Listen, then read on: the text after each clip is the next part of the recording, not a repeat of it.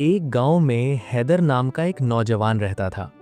वालिद के इंतकाल के बाद घर की जिम्मेदारी उसी के कंधों पर आ गई थी।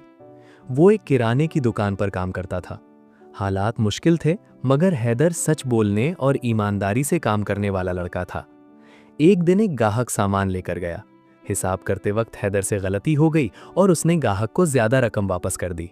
कुछ देर बाद जब उसने हिसाब दोबारा देखा तो उसे अपनी गलती का एहसास हुआ। दुकानदार ने कहा, हैदर रहने दो, उसने खुद नहीं देखा, अब ये हमारा फायदा है। हैदर ने अदब से जवाब दिया, मालिक, फायदा वही है जिसमें बरकत हो, और बरकत सच में है। वो फौरन गाहक के घर गया और इजाफी रकम वापस कर दी। गाहक हैरान रह गया और बोला, बेटा, आजकल ऐसे सच्चे लोग बहुत कम होते हैं। चंद दिन बाद मालूम हुआ कि वो गाहक एक बड़े कारोबारी शख्स थे।